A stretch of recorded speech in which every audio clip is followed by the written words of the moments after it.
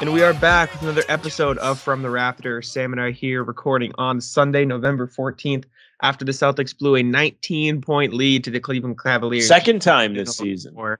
Second time it's a 19-point lead. What was the first one? What am I forgetting? What was the first game? Was it the Chicago?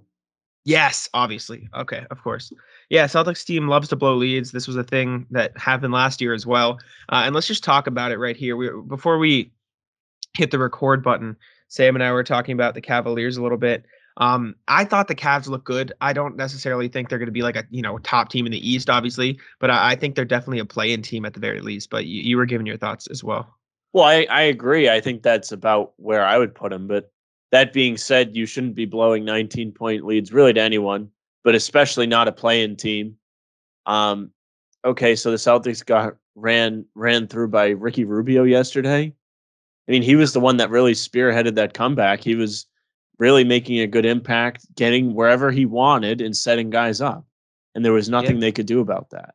You've got Schroder, who has been the best guy on this team the last couple games, which is not something that says good things about this team. Not that Schroder, I think it's more of a testament to him playing well, but it's also, the team also hasn't been very good. Yes. But he should not be the best guy in your team. He's found money at this point, though, so it's a step in the right direction of him playing this well.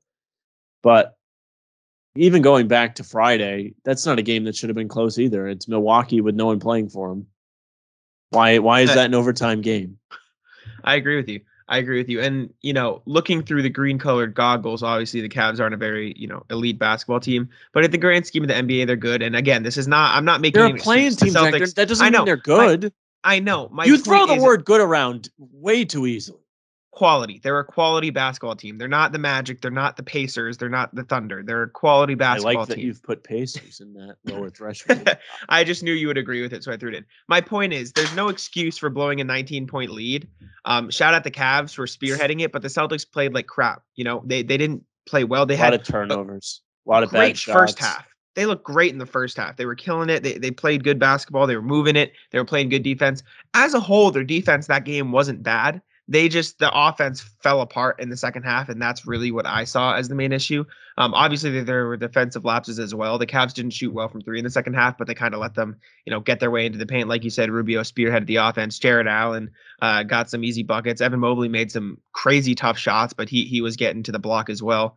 The offense was the real thing for me that stood out as the main issue in that second half, right? Like, you're moving the ball well, you're getting decent shots, you're driving to the paint in the first half, and then you revert back to this isolation hero ball in the second half, and that just sounds like I'm a broken record, but that's what happened, right? Like, there's no excuses for blowing a lead like that and letting the Cavs, come back into the game. And one of my takeaways was they had no response for the comeback. Usually when a team goes on a run, right? You see someone hits a big shot. You see, you make a couple stops in a row. You stop it. Ime Udoka even called a couple times outs. And then the Celtics came out and they did nothing. They played the same way. They made no changes to their game plan, and they just let the Cavs run right back into it. You know what I'm saying?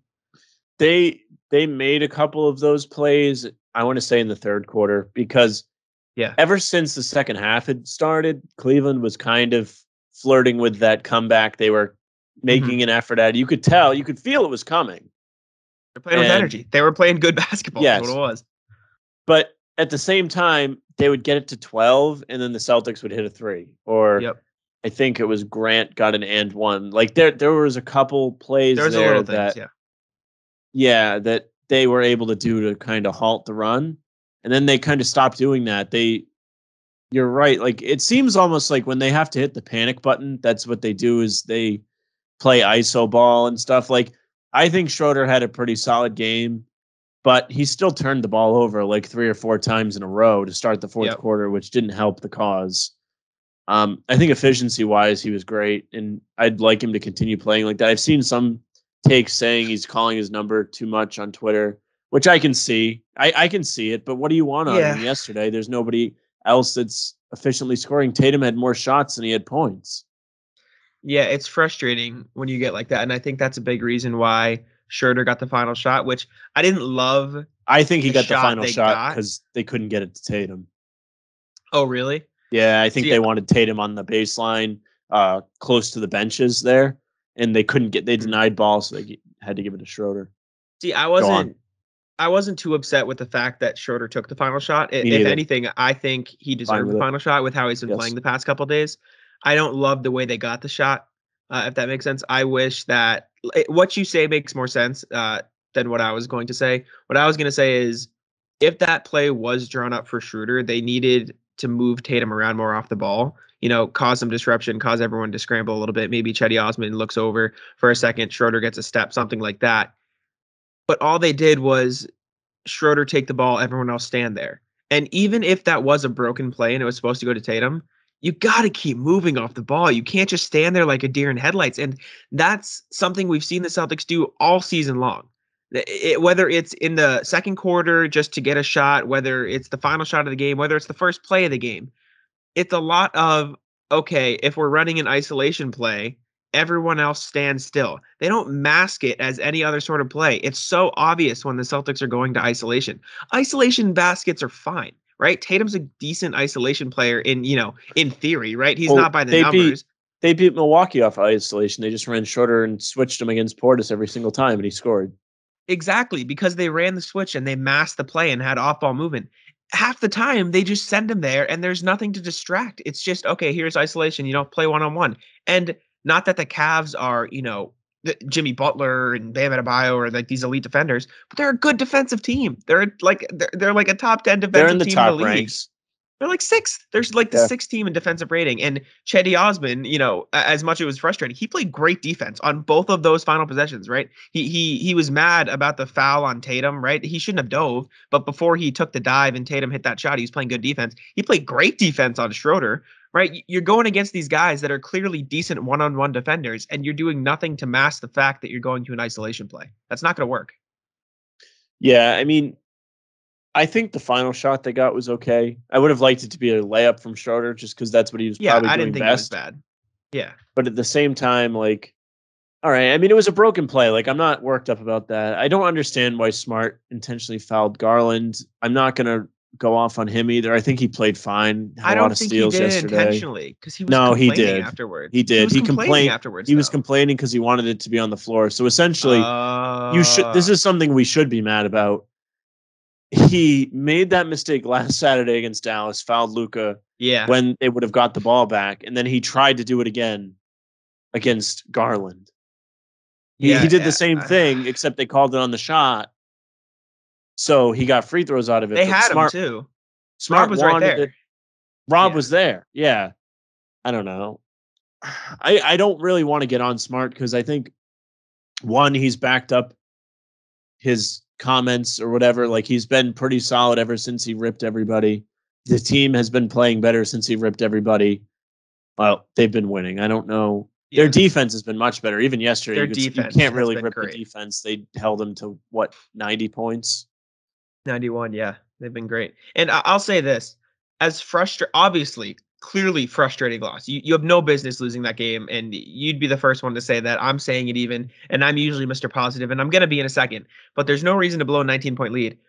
They've gone 4-2 in the last 6 games, and the 2 games they've lost have been a crazy Luka shot, and then this obviously, they blew the lead, this is a bad loss in general, but it's not like they're getting blown out anymore, it's huge. They haven't gotten blown out in 6 games. What was the loss that they lost before that? The Bulls? Yeah, the Bulls. And they really haven't been blown out all season. They lost the blowout to Toronto in the home opener. And then Chicago. And the Bulls game ended in a blowout, but really that to me wasn't a blowout because you blew the game. Yeah. I mean, you were up 19 points. It's not like they were routing you the whole time like Toronto was. Last night, okay, they did a better job of holding off the run than they did against Chicago because Chicago just went right through them, shot 90% in the fourth quarter. Like, it was better than the Chicago game if you want to, rank them, rank these horrible losses, but it's unacceptable. I think the Cavs are nowhere near the team Chicago is. I don't even think Chicago is that great of a team, but their record says they are. They're watching them play. I thought their ball movement was very impressive. So I kind of chalk it up to that. They're a good team. They might not have the talent that you think, but they play like a good basketball team, if that makes sense. The Cavs are not a team you should be blowing that lead to. I don't care how good people think they've been, what the stats say. the defensive rating, fine. Sixth best defense, but okay, you're up 19 points. They're going to score some points to get back in the game. Stopping you is not going to do all the work. You're letting guys get wide open looks. Ricky Rubio, of all people, tears you apart. Are you kidding me? Ricky Rubio is the guy that's going to lead them back against Celtics? Like, what are they doing? Nothing is the answer to your question, Sam. They weren't doing anything. I don't even want to rip Tatum that much. I think his efficiency was in the trash, but I didn't really notice a lack of effort too much yesterday. You might disagree or might have noticed something I didn't, but I didn't see him really moping around or, I will say this. I thought his shot selection was really bad. I think he took he was 1 of 8 from 3 and kept chucking the sidestep threes. He keeps electing to shoot tough fallaways instead of like taking an extra step in towards the basket. I don't know. He's got to figure this out. And he's, at least from what I've seen, has gotten a little bit better around the rim these last couple games. But I don't know. Except for that Mobley one that was called back from goaltending. That was frustrating. That was a block. It was a block, but I'm saying, like, what do you want out of him in that situation? He left it hang in there. Dunk the ball. I'm sorry. Like, if you're right there, and obviously this is just nitpicking. Like, it's whatever. As someone that's never dunked a basketball, I will say I have no place to talk. So I will leave that one alone. Again, this is nitpicking, and it was a great play by Mobley, right? He made an incredible block. That was good. You're right there, and it just seemed like you left it hanging for a second too long, Tatum. And this is just a theory, and again, it's nitpicking. You think he was looking for contact? Because that's something Tatum does. He looks for contact at all times, and he's getting fouled on some of these shots, like that. I figured it was maybe it was a Chetty Osman play where he came in from behind and smacked Tatum when he was laying the ball up. I remember that one. The Rob play at the half was a foul. Rob got murdered. Yeah, that was a foul. That was a foul. Those are the small things I was noting. We were talking about this on pregame the other day. Those are the small things I'm talking about when I'm saying the refs are missing some contact calls. Okay, they're missing it. Fine. I know. No, I agree. I agree with you on especially the dunk where he didn't get a call. I thought he got fouled. But to me, that was it's not like everybody else is getting these calls and the Celtics aren't. I know. Nope, they're just not calling it, which is fine. I know. If you're calling it. One, I don't want to sit and watch a bunch of guys shoot free throws. I don't. I think this is the most fun, despite the outcomes of the games I've had watching basketball in a couple years. I agree with you. 2, it's even. They are calling the same no calls for every team. There's very rare instances where I was like, wow, like I'm surprised that got called. And when it was when the Celtics played, was it Dallas No. It was in Miami. They were getting a lot of. I was texting you about it. Remember, I was like, I think they're getting a whistle here. I think they're going to get screwed in the second half, and they didn't end up doing that. But I mean, they got a lot of those bump, and throw the ball up fouls, and that's just not going to happen. We saw Smart try it against Dallas last week, and I'm fine with it. Don't call it. Don't call it. That's nobody's shooting like that. I agree with you. It's a massive. If you play at the park, you're not going to shoot like that. You're going to play because you have to call your own fouls. You're not going to purposely take a shot in the park just so you can call a foul. No, I agree with you, and I think it's a massive step in the right direction. This has been the best basketball I think we've seen in years in terms of the quality, especially on the defensive end. Obviously, it's fun to watch players play their hearts out, but I'm seeing. The biggest thing I'm talking about, and again, it's not the end of the world. It's just those things around the rim, right? You're going up strong, and you're not getting calls, which is fine in the grand scheme of things. But when you do get hacked, it's frustrating, and I can understand the frustration. At the same time, though, as a fan, the product on the court, it's great to watch. So keep moving. And Ime Udoka doesn't have it either. He's having none of it. He's saying, "Get back." You see him every time they're trying to good for him. Get back. I love it. No, yeah, I love it. I'm loving Ime. Tatum, the thing you were saying, I'm not gonna knock Tatum for the effort, but I think the shots were bad. That's the main takeaway I had was bad shots. My main thing with Tatum at this point, all season, we've been harping on his effort, harping on his ability to make an impact without scoring, and he's gotten better at it, and so we've given him his praise. I'm sick of it now, though. Score the ball. Tatum, that's your one job. I'm sorry. You're the superstar on this team. You can do other things, but when you think of Jayson Tatum, what do you think? You think, okay, he's going to give you buckets. And he's not doing that. And there's a ceiling on this team if Jayson Tatum is not shooting, 45% from the field. And that might seem like a high number, but right now, is he even shooting 40%? That's not a high number. When you said that, I'm like, that's pretty pathetic. That's what we're shooting for here. Exactly. So I don't know his splits off the top of my head. I'm going to go look right now, but It's not good. It's he's not shooting that. 38.8% from the field, 32% from three. That's Tatum, horrendous. man, at some point you got to turn it around because the Celtics, as good as they can be on the defensive end, which they've been great, and you'll be the first to admit, I'll be the first to admit, they've been great on the Yeah, defensive end these past 6 games. They've they've been figured amazing. it out defensively. Great. If Tatum is not making shots, the Celtics are not going to win as many games as they should.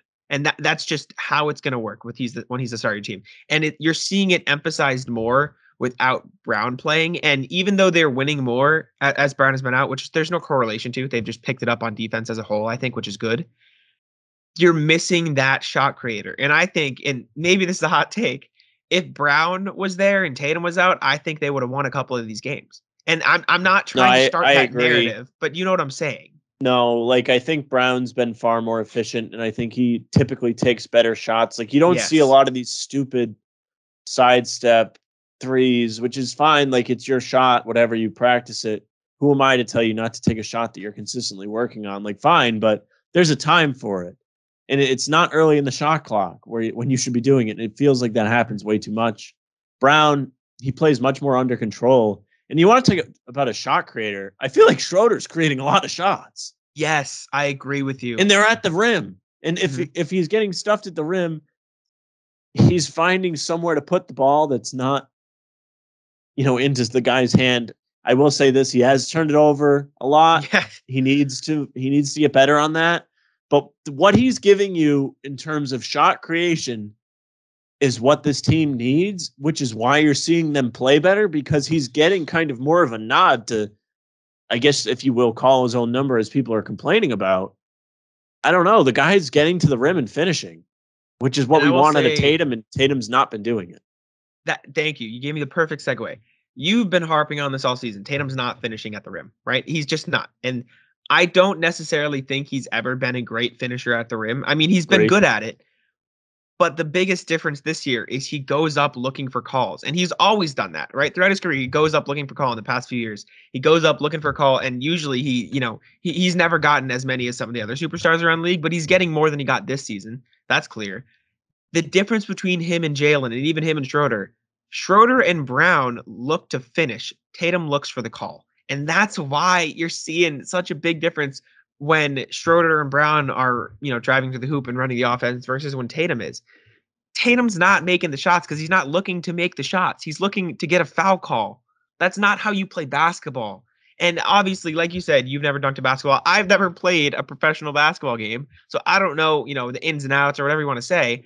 But I can tell when Tatum's looking for a call, right? And obviously, he's an amazing player, and he's going to figure it out eventually, knock on wood, I hope. But you can't play like that. And that's another huge reason why I think Brown would have helped the Celtics win these past couple games against Dallas and Cleveland, because he's going to make the shots and he's not going to go complaining. And when Jaylen complains, something's wrong. I'll say that. When Jaylen complains, they missed something. And he goes to the basket hard, and he's one of the best players. I mean, just you can tell from the eye test. Around the rim. If you're driving and finishing, Jaylen Brown's going to make the shot. And that's because he doesn't care if he gets contact. He's going to focus on putting the ball in the basket. And that's the thing I was talking about on that Mobley block. Tatum's looking for a call. He's letting it hang there, waiting for contact, and he got blocked. That's because of it. If that's Jaylen, he puts it in the hoop. Puts it on the glass at the very least, right? Because then they can't get a goaltend. But well, I'll say this, and you'll probably agree with this. If you just I don't know, if you're going to sit around all day and you want to watch tape of Tatum around the rim and Brown around the rim and how they go about trying to finish, Tatum is so often trying to reach around guys and avoid contact. Brown will use his body and kind of shoot with two hands, whereas Tatum will, use his length to try and literally reach around these defenders, and it's not working for him. It's finesse versus strength, and clearly one is the better option, right? And I'm so sick of people especially Scal on the broadcast, hyping up how much stronger Tatum is, because he's not playing any different and he's playing worse. Yesterday, I almost lost it. Tatum was having the game he was having. He hit 2 out of 3 shots in the third, towards the end of the third or whatever. He hit a 3, and Scal was saying he was on fire. I'm like, buddy, are we watching the same game? He's not on fire. He can't find anything. No. And I mean, that layup he hit was impressive or whatever, but that's not how you want to play, right? You know what I'm saying? Like, that's not the way Tatum, and he is stronger. You can only see it, but he's not playing like it, like you said. No, Like, he he's doesn't. not. If he was trying to finish around the rim like Brown finishes around the rim, he would He'd be doing be, better. yeah, he would be astronomically better. I don't know why he doesn't do that. And it's easier said than done, is, you know, watching someone drive and trying to think about what you're doing as you're going in. Yeah. It's more than meets the eye, but it's No, I pretty agree with you. ridiculous. I'm sick of hearing how big he is because He's he's got to not play like playing it. like it. No, he has to play like it.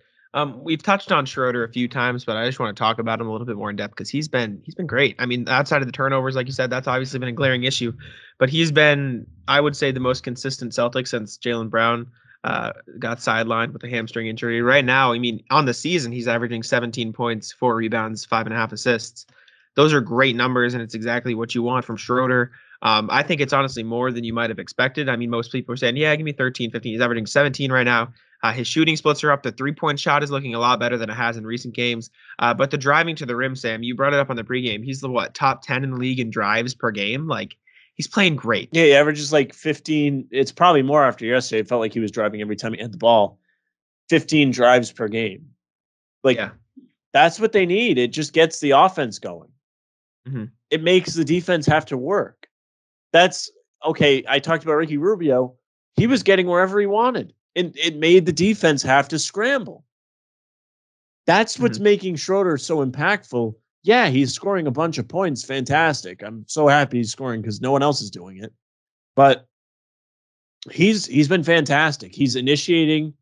Like, if he has to have the ball in his hands the whole time, I honestly don't even care. I'm I don't willing either. to live with the turnovers every once in a while. He's the only one that I might be just kind of biased. Maybe I like him more than the other guys or whatever, but I just think he's playing better than these He other is. players are. Clearly, And he there are a is. lot of people that I'm seeing like they're upset with him. So I don't get it. I don't understand it. What do you want him to do? It's the same argument you can make for Smart last year when you have all these injuries. Like, why is he taking so many shots? Because no one else is playing well. No one else is doing Well, anything. he's So what do you efficient. expect him to do? I don't want he can take Exactly. all the shots he wants. He's efficient. He's playing well. Exactly. I'm That's getting all to you the need point, from him. why is Tatum taking so many shots? That's where I'm starting to Yes, get. I agree. Did It's Tatum a bit take more shots than extreme Schroeder last because night? he is the He guy, did. and it's not that he's not proven it, but Jesus, man, like, I don't know, just take better shots. He Schroeder took took. 8 threes yesterday. He made Mm-hmm. one. Figure it Yeah, out. Schroeder took 19 shots last night, but if he's making 10 of those 19 shots, why are you going to complain? He took I four couldn't threes, care made less how two of many them. shots he takes if he's shooting over 50%. Yeah, and he made 6 free throws, and he shot like 6 for 6 from the line too. Yeah, He's the only guy you that gets the can't. line on this team. Exactly. You want to know why? Because he drives to the rim without Yeah. looking for contact, and he just embraces it like Jaylen And Brown does. if we're gonna throw praise around, we should talk about Rob Williams too, I because he's have it been on. fantastic. I have it on the slate, but before that, I just want to throw this stat at you because it backs up your point and my point. That's Schroeder, 16 drives a game. 1, 2, 3, 4, 5, 6, 7, 8, 9, 10. Yep, top 10 in the league. Shooting 50% on those drives on 6.6 shots a game. Tatum, 13.5 drives a game, taking 6.3, shooting 40% on drives. So everything we've said obviously has statistical backup as well. We're not just complaining for the sake of complaining. But yeah, I have it next on my sheet here. Robert Williams. I mean, he's been absolutely phenomenal these past 2 games. This last stretch, honestly, he's doing everything you want from him. In our pregame show, which you guys should check out at Guy Boston Sports on YouTube, where they're 30 minutes for every Celtics game. You had some people in the chat saying, Rob needs to step up and be the third string scorer. I don't think he needs to do that. I think the way he's playing right now is exactly what you want from Rob. Last night he had 12 points, 16 rebounds, 5 offensive boards, 3 assists, even 3 blocks of steal. Like, he's filling up the stat sheet with everything you need from your center. Yeah, I mean, the people that are saying they want him to be the third scoring option, that doesn't make sense. I don't necessarily see him as a scoring option at all, and I'll explain that. Like, okay, yes, I think he should be scoring you points. That's fine. Yeah, 12, even like up to like 16 points, whatever he's going to score. It's just when someone's a scoring option, that means you're expecting them to carry the load and maybe like have to force things. Rob is at his best when the game's just kind of coming to him. He's playing so well because, one, people are getting used to playing with him, I think. Whatever was going on with him early in the season, he's shaken off. He might have been hurt, sick, whatever. He didn't look as, springy as he does now. But he's not the guy that's going to create shots in the post or anything. He's there to catch, finish, crash the offensive glass, and he's doing all of that so well, playing with energy. That's why we're all looking at him like, oh my goodness, he's playing so great. Yeah, and even what Chris Forsberg brought up on the broadcast, he's on pace to set the record for most alley-oop finishes in a season. What else could you want from Robert Williams, right? He's shooting, he's going to smash the Celtics all-time field goal percentage record at this rate, and he's taking a lot of shots. And as long as he stays on the court, knock on wood, he's going to make this sort of impact, right? 16 rebounds. He's 6'8". Like, I know that's his job, but like, that's a lot of them are offensive too. He is hustling his ass off on that offensive glass, keeping possessions alive, and he's getting easy looks off it, putbacks, or come back down, go back up with a layup or whatever he's got to do. And I think, to his credit, me saying he's not creating his own shot in the post or whatever, I think he's gotten much better at finishing around the rim that's not dunks on layups. Like he's making like little hook float shots 3-4 feet from the basket. That's what I was just going to say. Dunk everything. Even those little floaters he's making over people off offensive rebounds, he's nailing them now, which is great. And I mean, obviously, when we're talking about offensive rebounds, I have to touch on those little tip outs he makes, because those are changing the way the Celtics have been playing, right? Celtics are not shooting the ball well this season, clearly, right, from what you see. But if on 5 of the attempts they miss per game, which doesn't seem like a lot, but that's a big percentage of misses, Rob's just kicking them back out. Like, that's such a huge, huge thing to have at your disposal. And before last game on our pregame show, I said this is probably going to be his best test of the season. Jared Allen only had 9 rebounds. He's averaging 12, right? That's Robert Williams right there. That's Rob. He's getting in great rebounding position. He's shutting other centers down. It's great. I also think Smart did a great job of boxing out. There are a couple times I legitimately noticed him box some guy out, which is not something at least I typically notice during a basketball game watching it. But not to, shove him in there. He only had 2 points, whatever, 0 of 5. Smart. But I mean, he's playing hard, a lot of steals. And I'll say, at least it was only 0 for 5. I'll put that out there. At least he didn't start chucking. There wasn't a time in the game yesterday you said, wow, like he's really screwing them Why offensively. Is he taking that Why shot? Is he? Yeah. Like, okay, he fouled Garland at the end, which I still think I don't know how he's going to justify that. Like, okay, he was upset because he thought it would be a call where it was on the floor. Yeah. But then you give them the end of the game. I would rather just have them score there and have the chance to tie it, which is like what they got. But I don't get that. Yeah, no, it was a bad foul. Obviously, I mean, he was trying to make a play on the ball and trying to foul on the floor or whatever. It's just play stand-up defense. And like I said earlier, Rob was there. I think he could have had that block. I think Garland was screwed if Marcus didn't foul him there. So that was Rob frustrating. Blocked the ball, but Marcus. So Smart fouled Garland. Garland gets a shot. Smart blocks it, and then Rob, off the deflection, blocks it again. Yeah, it was. That's to your point. I no doubt in my mind he was blocking that. Yeah, and I don't think Garland was passing it. He's no Ricky Rubio. No, he's a great player. Garland looked good though, especially in the first half. But he looked fine. He was going to shoot there. So, yeah, Rob's been great. You love what you see from him. I think having Al might have helped. Obviously, you're missing some of your players. That's never going to be a good thing. But overall, it was just you can't blow that. I don't care who you were missing. You're up 19. No, I agree with you. It's one thing if you get the doors blown off the whole game, and you're like, well, we didn't have this guy, but you showed us all for like 3.5 quarters that you can all play just fine with the squad you have and build a lead. There's no reason why you shouldn't win that game. Mm-hmm. No, I agree with you. And Rob looked great covering for Al anyway, so it's not like you were missing too much of a paint presence because Rob was okay too. I thought he did a good job knocking down his shots. Yeah, he went 3 for 3 double digits. Yeah, he had 11 points, 4 for 5 from the field, 5 rebounds. I mean, that's all you got to ask for from Grant Williams. If Grant Williams can give you 10 points, he had a good game. I do want to talk about, though, speaking of Grant, some of the lineups Udoka was running. And I want to talk about them in a positive light because there was one point on the court where I saw a lineup of Pritchard, Romeo, Neesmith, Grant, Jabari Parker, which is very weird. But I like the fact that he's experimenting because throughout this whole season, right, it's been very obvious what Udoka wants to do with his rotations, right? If someone's out, you know who's going to start. If a guard is out, Schroeder's going to start. If a big man is out, Grant's going to start. Past that, I would assume Romeo, but I don't really know. Maybe probably Jay Rich, honestly, before that. But you know what he's going to do. And I think though the Celtics have been playing really well these past 6 games, there have been these little lapses where you're like, okay, we could use a little bit more of this. We could use a little bit more of this. And the fact that he's experimenting, I enjoy. But yeah, I'm curious what you thought of those rotations and who you thought, looked good, who looked bad, stuff like that. Well, there were a lot of people I saw, like, because I looked at a lot of different places for people to be complaining today just because I was curious what people were saying. Yeah. Because there's so many different things you could point at. And I don't think Udoka's one of them. Ironically enough, I think he was fine. Like, I don't know. I think it's a bunch of bullshit when coaches get blamed for things, to be honest with you, unless it's blatant, like maybe not calling timeouts or whatever. Like, I thought it was bullshit that Stevens was getting blamed for things last year. I just didn't think it was fair. Yep. I think it's on the guys on the floor. But a lot of people were complaining about the bench. The bench didn't play well, blah, blah, blah. Well, you were missing one of your key bench players in Richardson. So that makes it tough. He may had to go to a lot of different guys yesterday. 2 of your bench players are in the starting lineup now, right? Like, yeah, Schroeder and Grant are both starting. Yeah, but I don't know. I still have the biggest issue with Tatum not being Tatum. But I thought that's what it is. I thought it was nice to see Pritchard get some run. I thought he looked more aggressive yesterday.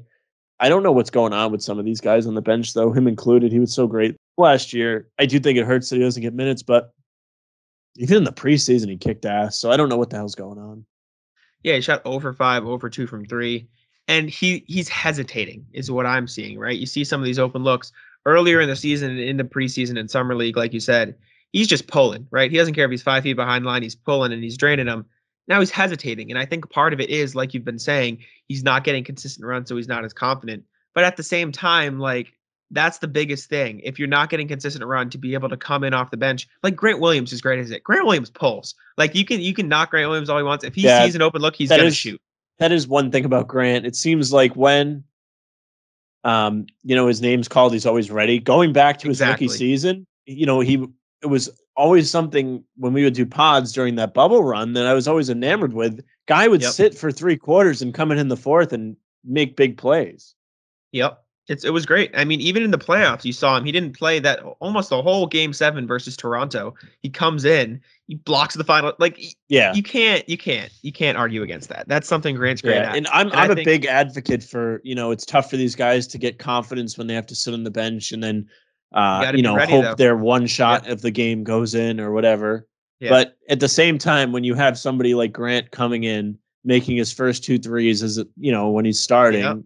After not really playing a lot or whatever, it's tough to defend it as much, but I still stand by it. It is tough for Neesmith and Pritchard to be able to get things going when they're playing once in a blue moon, get one shot a game when they're out there.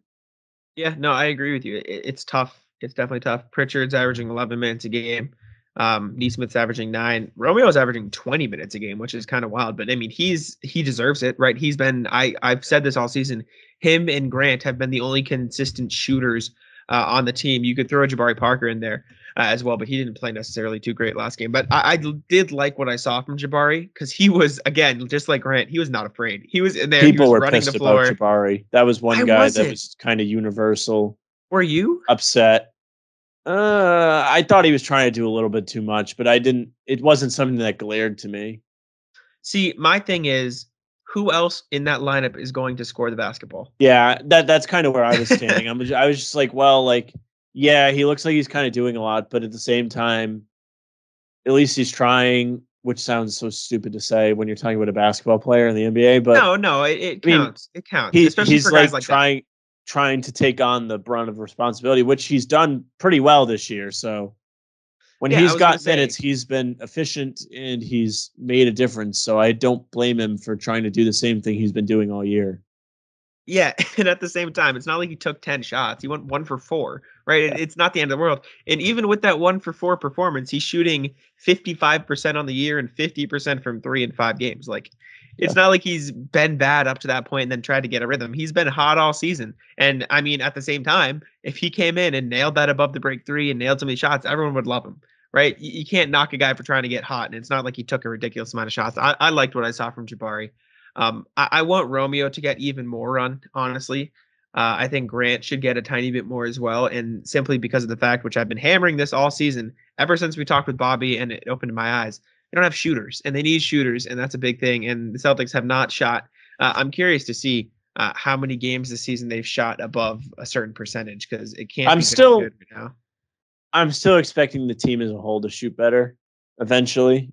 I don't Maybe know, not man. today, but I hope so. I at least Tatum is going to eventually shoot better, I think. I don't think he's going to suck forever. I just think he sucks now and he'll eventually figure it out. We've seen him suck before and figure it out. Like it's not something that we've never seen out of him before. It's just probably the longest extended period of time where he hasn't been great and it's getting annoying.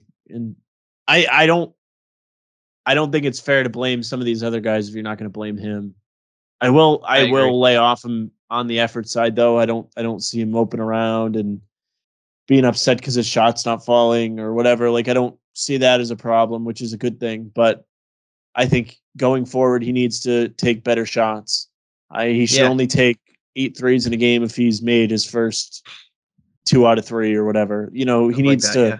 he needs to figure it out. There's too many threes out of Tatum at bad times. Mhm. Yeah, and I mean the Celtics are taking a lot of threes this season. I don't know where they stand now, but I know they're top 10 in the league or hovering around there for the most part.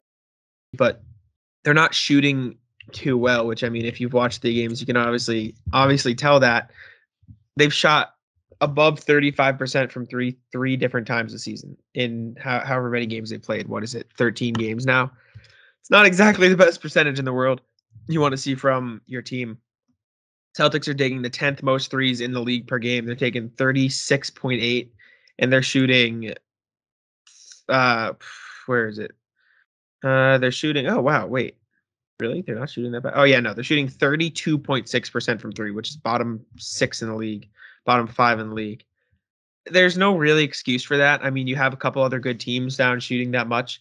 The Jazz are taking a lot, not shooting well. The Mavericks as well, but if you're gonna shoot that many threes, you got to shoot at least 35%, in my opinion.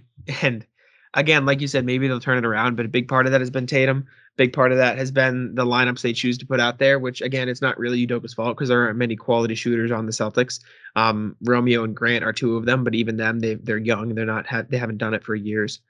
And at the same time, like there's not many options around the league for you to trade for, quality shooters that are available right now. And that's just it's tough and you need these guys to develop and shoot better and go on a run. And like you said, I think they will eventually, but right now it's ugly. Yeah, I think I'm with you on that. I don't want to see them shooting this many threes, despite my belief that a lot of them aren't bad shots or whatever. I think there's a lot of times where they feel like they have to take threes when they really don't. Like, I don't know why, with the shooting they have on the team, right? Like, let's say it is awful, which it's not great. I'm not saying it's good, but there are a lot of times where I think the looks they get are okay and the shot just doesn't fall. But at the same time, okay, why are you game planning to shoot all these threes? Yeah. Just take I mid range mean, shots. It's not going to, kill you. For example, Al Horford hasn't been great from 3, but it seems like every time he's shooting from the mid range, he gets it to go. mhm, I agree. I mean, it's not like the Celtics aren't driving the ball out either. They're top 10 in the league in drives, right? They're taking those shots. They're not necessarily shooting amazing on drives, but they're like middle of the pack. So, like you said, it's their non-willingness to shoot the mid-range shots. And I think in years past, that's a really good game plan. But with the way the game has changed so quickly in this one year, I really think mid-range shots, excuse me, are more important. And that's weird to think about, especially how the game has trended over the years. But you got to take the shots, and Tatum takes a lot of them, but he's not necessarily making them all. I'm curious to see how many mid-range shots they take and compared to the rest of the league. And of course, you know me, I'm going to look at the stats. They actually are top 10 in mid-range shots too. They just shoot 38.5% from there, which isn't ideal. Actually, the Celtics just take a lot of shots in general. Like they're top 5 in the league in shots attempted. They which is take a over good 90 thing. shots a game. Very It's a good. good thing. Very good. They're just not shooting well. They're also bottom 10 in field goal percentage and bottom 5 in 3-point percentage. So they're just not falling, and it's frustrating. Where are they in assists? They're bottom 10 in assists. I assume they're top Assists something in correlate with made turnovers. shots, though, so don't look into that too much, listeners. I know you know that, Jack, but if you're Yep. listening and you're like, well, they don't pass the ball enough, it's not necessarily true. They're middle of the pack in free throws, 13th. Not ideal. The reason they take so many shots though is because they're top, 11 in offensive rebounding. And shout out Robert Williams, that's a big part of it. Yep. In rebounding in general, they're top 10 team. When's the last time you could say that about the Celtics? They're a top 10 rebounding team. Are you kidding me? Like, so that's clearly not the issue this year. Yeah, they were 15th last year in rebounding. The year before that, they were, I don't know, maybe they were higher up, they're 8th. But Robert Williams and Al Horford have had a really good impact on this team. And I think the double bigs are working in the way that Brad wanted them to last year. Yeah. You just have better players. Horford and Williams is better than Thompson and Tice, and that's just how it is. But yeah, I don't know. The offense has just got to get hot eventually, or not even hot. They just got to level out because right now it's ugly. You got to make your shots, and that's a big thing. And we've seen progress, I think, with the Schroder drives and moving the ball a little bit. Smart's been a better passer, I will say, in the last few games. Tatum's been a more willing passer. I've said that over Smart and over had 8 again. assists yesterday, so Yeah. Just to put that out there. Yeah, he didn't Yeah. score, but whatever. He's buying into his role, which is important. And Schroeder needs to keep doing what he's doing. If Tatum's just playing like better, they win these games. Like that's what I'm saying. You can point at all these things. Guys can't make threes. There's no shooting on this team. The bench wasn't good enough yesterday. Whatever. If he shoots 12 of 22 instead of 8 of 22, they win yesterday. Mm-hmm. If he elects to take maybe 4 threes instead of 8, they probably get better looks, might win the game yesterday. Like, it's not even about the misses. It's about when the misses come that's the problem. We've discussed this many times. There are a lot of times he's taking these threes at bad times. Yes. And I said this earlier. Tatum, proud of you. Great job. Thank you for being a more willing passer. Thank you for doing other things. Now score the ball better. Like that's where I'm at right now. Like, and it's not that I'm, upset like I was earlier this season where he was shooting poorly and not making an impact, because at least now he's making an impact. But it's not the impact the Celtics need from Tatum, if that makes sense. I agree. I think his job is to score. The other things are important. Yes. Because you can't just score, and then when you can't score, be absolutely useless. But you can't not score every game. Yeah. And I don't care how many points he has if he's shooting 30% from the field. Yep. I agree. Like I said yesterday, I think he finished with 21 points. He had 22 shots. Mm-hmm. I couldn't care less. I could score 21 points on 22 shots. Yep. It's frustrating. And like I said, absolute polarizing character I am. I go from, well, I've never dunked a basketball, so I can't talk, to saying I could score 21 points on 22 shots. At my level of play, I could score 21 points on 22 shots. How about that? Oh, yeah. I agree with you. That's a more sensible argument, I guess you could say. I put out my power rankings today, Sam, for the week for Hoops Habit, if you're curious at all. Well, I will say this. The Celtics should have climbed a lot if they won yesterday. If after the loss yesterday, I'm not as high on it. But I thought yesterday would capped off a great week for them, 3-0. But they went move up 2-1. They did move up a bit. I will say the loss dropped them a space from where I had them originally. But space, that's it? Yeah, just one little space. You're not going to like the team that took the space over them, but they did drop a space. And my website that I'm trying to look at is currently playing music, so I'm not loving that. Please stop. Yeah, they dropped a space. Would you like to guess where they are, or do you want me to just go over for you? They were at what last week? 17? I believe so. Okay, so I bet they're at 13 or 14. They are at 15. They are at 15. They dropped that one spot because of the loss. Oh, wait, did I mess up numbers here? I might have messed up the numbers a little bit on my power rankings, but yeah, they are 14. I just wrote in 15 instead. So they were 14. I'm gonna change that right now actually while I'm here. But the Bucks are 15 right behind them. Lakers are 13 right in front of them. So there you go. Yeah. The Cavs are 12, I believe. So they're a couple spots out of them. And they deserve to be with the way they've been playing, which is frustrating. But do you want to guess the top 10 at all, or do you want to just keep rolling? Warriors are number 1. Yep. Utah is probably second. No, Utah has stunk it up lately. Yeah. Utah has been not great. Who else has been good? Brooklyn's got to be towards the top somewhere. They are number 2. Yeah. I want to say Chicago's 3, but I don't know They're about 5. that one. 5. They're down a little. They're 5. Philadelphia's up there somewhere. They're actually 10. Yeah, well, they're in the top 10. Yeah.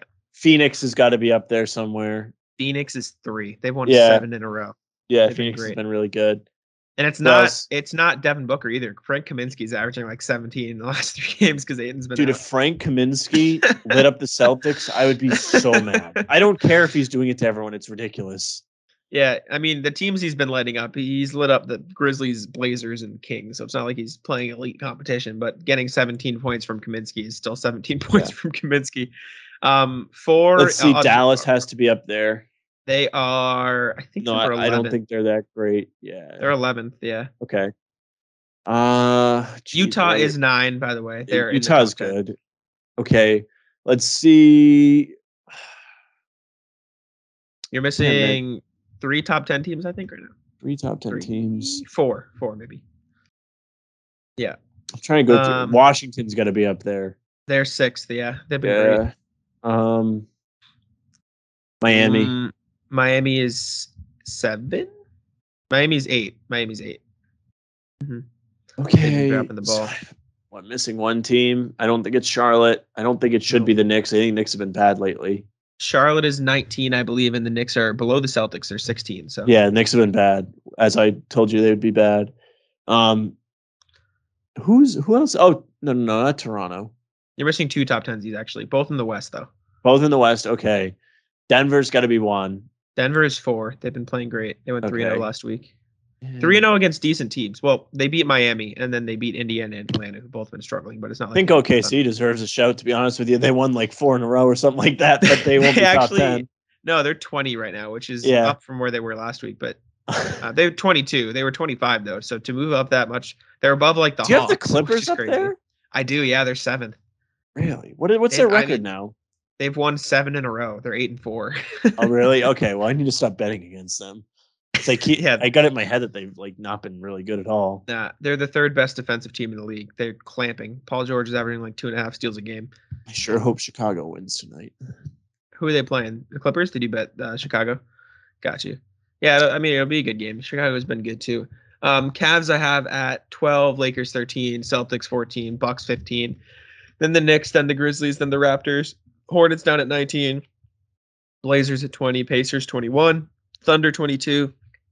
Then the Hawks, then the Kings, then the Timberwolves, then the Magic, then the Spurs, then the Pistons, then the Pelicans, and then the Houston Rockets at 30 because, boy, have the Houston Rockets and New Orleans Pelicans been absolutely horrendous.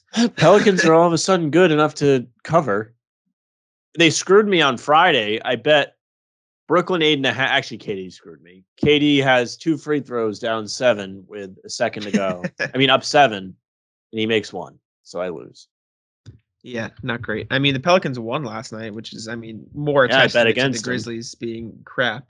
But yeah, Pelicans, ruin your betting needs. Yes, they did. I was very upset. I was upset. Celtics lost. My bets lost. Bad night. No, yeah. That's all I had for today, though, unless there's anything else you wanted to bring up. No, I want to get out of here. I have TV to watch. I have a nap to take, and I have basketball to play later. Fair enough. That's valid. Yeah, thank you guys so much for tuning in from the Rafters. We appreciate you listening. We're closing in on 10K listens, so thank you for the support on the road there. Check out bannertownusa.com. My takeaways from last night's game are up there. We're putting up previews and takeaways from every game. We've missed a couple, but stuff happens. Life gets in the way. Check me out on Twitter. I'm at Jack Simone NBA. You can check Bannertown out on Twitter at BannertownUSA. And yeah, Sam, go ahead and wrap us up. Yeah, thank you so much for listening or watching. If you're watching on YouTube, make sure to like, share, and subscribe. We appreciate it very much. Speaking of YouTube, make sure to catch our pregame streams on Guy Boston Sports 30 minutes before every game. Jack, let's see. Would I say me? No. So Jack, Tim, KJ, and I will two to three of us of that four will be on stream for every game. Those are always a lot of fun. Good chats going a lot of the time. You can also check us out on Airr, which we'll plug during those streams. I didn't do it yesterday. I was feeling not so good, but Jack was in there, I believe, in the airspace. Yes, just a little bit, yeah, in the airspace, chatting up. But yeah, that's all I got. Follow Jack, follow Bennertown, follow me at Sam LaFrance NBA. That's our show for today. Bye.